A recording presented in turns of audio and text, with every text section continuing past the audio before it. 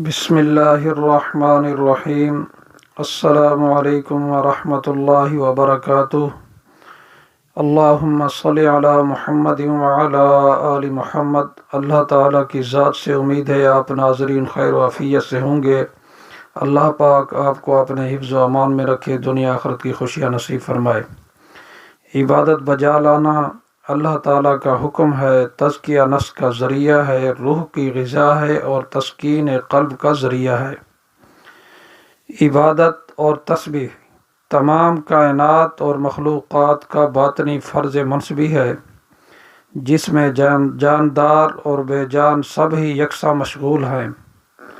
تمام انسانوں اور مخلوقات کے ظاہری فرائض منصبی مختلف ہیں۔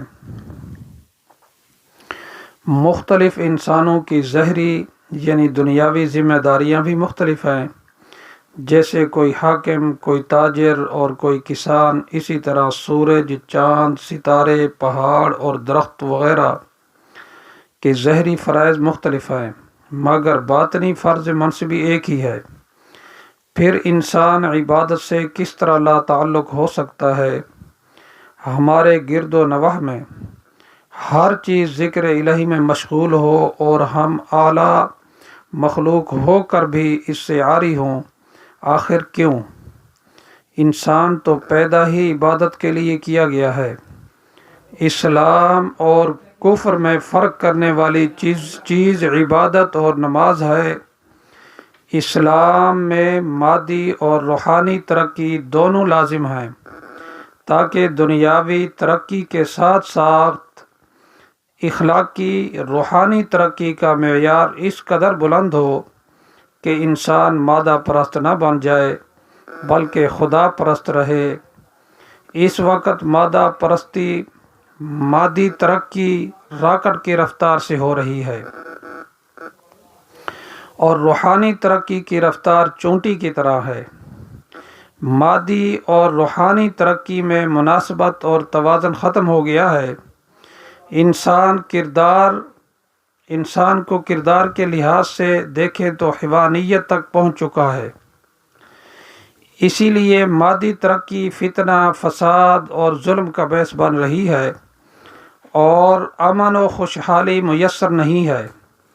مسلمان قوم صرف مادی ترقی سے ہی قوم نہیں بن سکتی، بلکہ کامل ایمان، اخلاق اور کردار کی بلندی اور روحانی ترقی بھی ضروری ہے۔ مادہ پرست انسان عبادت اور تزکیہ کے بغیر جانور ہے، بلکہ جانور سے بھی بدتر اور زیادہ ظالم ہے۔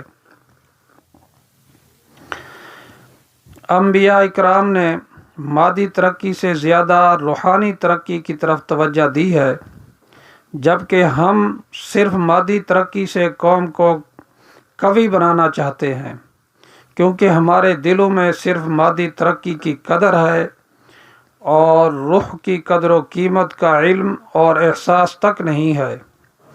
حالانکہ روح کی قدر و قیمت بدرجہ زیادہ ہے۔ جبکہ انسان مر جاتا ہے اور روح نکل جاتی ہے تو اس کے اعزاء و اقارب مردہ جسم کو چند دن بھی رکھنا پسند نہیں کرتے،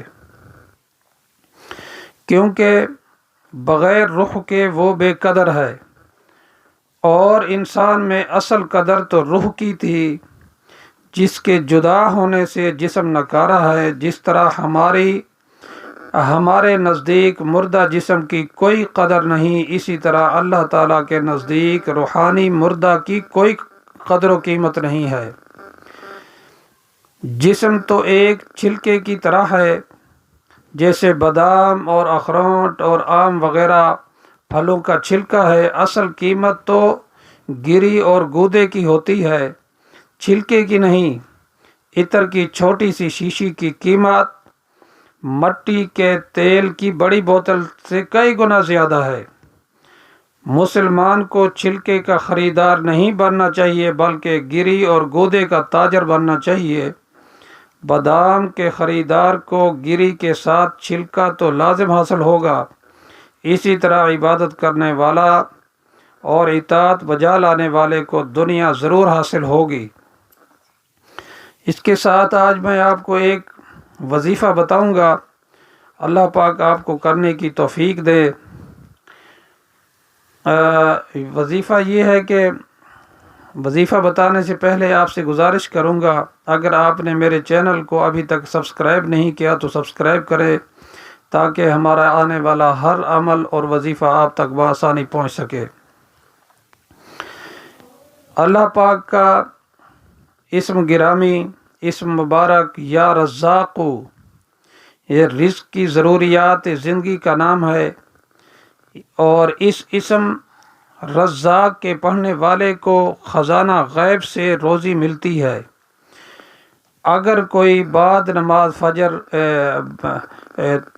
صبح صادق کے بعد نماز فجر سے پہلے اپنے مکان کے چاروں گوشوں میں کھڑے ہو کر 10 بار یا 21 بار یا رزاق کی تلاوت کرے، یعنی اس نام کو پڑھے 21 مرتبہ گھر کے کونے میں کھڑا ہو کر، اور اس کا طریقہ یہ ہے کہ گھر میں قبلہ رخ کھڑا ہو اور اپنے دائیں ہاتھ کے گوشے سے شروع کرے اور اس کونے سے دوسرے کونے تک اسی طرح جائے۔ قبلہ رخ جو ہے وہ قبلہ کی طرف ہی رہے، اس رخ کو دوسری طرف نہ پھیرے، اس طرح کرتا رہے۔